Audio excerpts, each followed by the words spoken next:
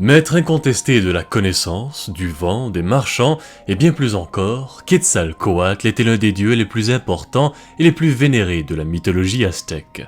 Le temple du serpent à plumes à Teotihuacan, qui lui était dédié, est une preuve irréfutable de la place qu'il occupait dans les traditions et les croyances religieuses des Aztèques, mais aussi de plusieurs autres cultures mésoaméricaines, comme par exemple chez les Mayas, où il était connu sous le nom de Kukulkan.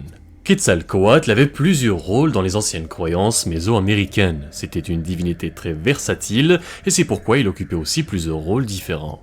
On pense qu'à l'origine, c'était un dieu de la végétation et de la fertilité. Des images de serpents avaient été représentées dans l'art mésoaméricain depuis l'époque Olmèque. Les Olmèques, qui étaient là bien avant les Aztèques, avaient dans leur croyance un dieu serpent lié à la fertilité et à la terre.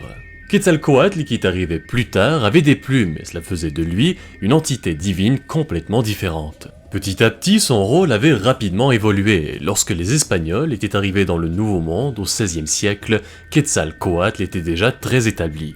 Il était considéré comme le dieu du vent, le patron des prêtres et des marchands, ainsi que l'inventeur des calendriers, des livres et le gardien de la connaissance. Une grande partie de tout le savoir que nous avons aujourd'hui à propos de Quetzalcoatl et de la mythologie aztèque en général nous vient des codex aztèques. Ces codex étaient des manuscrits rédigés par les Tlacuiloque, qui étaient des scribes dont le rôle était d'immortaliser les connaissances essentielles de la culture et de la société aztèque.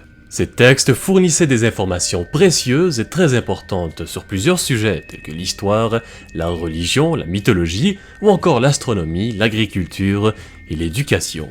Le nom du dieu serpent à plumes nous vient de l'ancienne langue nahuatl et est composé de deux mots. Le premier, Quetzal, faisait référence à l'espèce d'oiseau aux couleurs très vives qui était sacrée pour les Aztèques et les Mayas.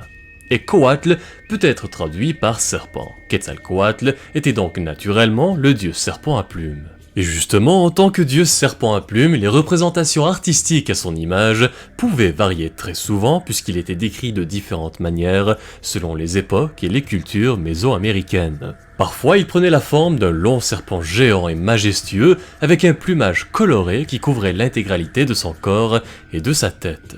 D'autres fois, en particulier chez les Aztèques, il était présenté sous sa forme humaine. Sous cette forme, il était généralement vêtu de couleurs très vives, du rouge, du blanc et du vert, et il avait sur la tête une couronne faite avec la peau du jaguar. Il portait également autour de son cou un talisman sacré. C'était une sorte de coquille de conque en spirale taillée en deux qui symbolisait les forces du vent. Un autre symbole qui était aussi souvent associé à Quetzalcoatl était la planète Vénus, qui peut facilement être observée peu de temps avant le lever ou le coucher du soleil. Lorsqu'elle est visible avant l'aurore, elle est connue sous le nom d'étoile du matin. Pour les Aztèques, l'étoile du matin était souvent perçue comme un symbole de renaissance et de renouveau. Et c'est donc pourquoi elle était également liée au dieu du vent en raison de son association avec la création de la vie. En tant que dieu associé à la vie et à la création, Quetzalcoatl apparaissait souvent dans les mythes aztèques comme le bienfaiteur et le protecteur de l'humanité, car après tout c'est à partir de son propre sang qu'il leur donna la vie. C'est aussi lui qui a découvert le maïs et qui avait enseigné l'art de l'agriculture aux êtres humains. C'est grâce à ses conseils et à ses instructions que les êtres humains avaient appris comment semer les graines, s'occuper des cultures et ainsi de suite. L'introduction du maïs chez les humains était l'une des nombreuses raisons pourquoi Quetzalcoatl était considéré comme un bienfaiteur et un symbole de connaissance et de civilisation. Après tout, le maïs était un aliment de base et essentiel dans la culture des Aztèques, et c'est pour ça que Quetzalcoatl était l'un des dieux les plus appréciés. C'est aussi la raison pourquoi il existe tant de mythes sur le grand dieu serpent à plumes dans la mythologie aztèque. Mais l'un des plus importants reste le mythe de la création des hommes. Si vous vous souvenez bien, dans la vidéo précédente, j'avais mentionné qu'après la fin du 4e soleil, Quetzalcoatl s'était rendu aux enfers pour récupérer les os de tous les humains. Là-bas, il avait tenté de négocier avec Mictlantecutli, le dieu qui régnait sur les enfers. Mais le dieu des morts avait tout simplement refusé, et donc Quetzalcoatl avait décidé de les voler et de s'enfuir au plus vite. Mais dans sa retraite précipitée, il avait trébuché et brisa tous les os qu'il avait récupérés. D'ailleurs, selon la légende, les os brisés par le dieu du vent expliquent pourquoi les êtres humains ne sont pas tous pareils et qu'on a tous des tailles un peu différentes. C'est parce que les ossements d'origine avaient été abîmés. Bref, après avoir récupéré les os qu'il avait échappés, il les transporta au paradis de Tamuancan, où la déesse de la maternité, Cihuacoatl, les avait broyés, puis placés dans un bol de jade. Quetzalcoatl avait ensuite mélangé son sang à la poudre et créa ainsi les tout premiers êtres humains. En tant que l'un des dieux les plus importants de la mythologie aztèque, Quetzalcoatl possédait également de nombreux centres religieux. Dans la période épiclassique mésoaméricaine, le culte du dieu du vent s'était rapidement répandu, et c'est pourquoi on retrouve alors de nombreux temples qui lui étaient dédiés, comme par exemple le temple du serpent à plumes de Teotihuacan, ou encore la grande pyramide du serpent à plumes à Xochicalco. Mais le centre de culte le plus important se trouvait dans l'ancienne ville précolombienne de Cholula. Ceux qui vénéraient l'ancien dieu du vent avaient plusieurs moyens pour l'honorer. Parfois, il lui faisait des offrandes de plumes colorées, de coquillages, de nourriture ou de jade, mais le sang restait généralement l'offrande la plus importante.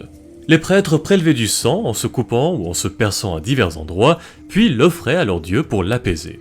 Ils pensaient qu'en faisant cela, ils redonnaient à Quetzalcoatl le sang qu'il avait utilisé auparavant pour créer la race humaine. Enfin, quand on parle de sa présence dans le monde moderne, eh bien en tant que l'une des divinités de premier plan dans la mythologie mésoaméricaine, Quetzalcoatl a fait plusieurs apparitions sous diverses formes dans la culture populaire.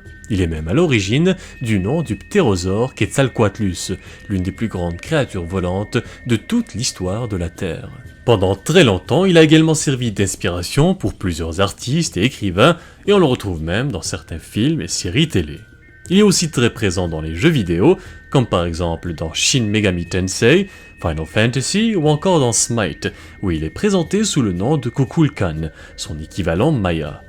Alors voilà, c'est tout pour la vidéo d'aujourd'hui. Si vous avez en tête d'autres références à Quetzalcoatl dans la culture populaire, n'hésitez pas à les partager avec nous dans les commentaires, et si vous avez apprécié la vidéo et que vous voulez voir plus de contenu similaire, n'hésitez pas à vous abonner pour ne pas manquer les prochaines sorties, c'est toujours très apprécié. Sur ce, merci à tous ceux et celles qui supportent la chaîne, et à très bientôt.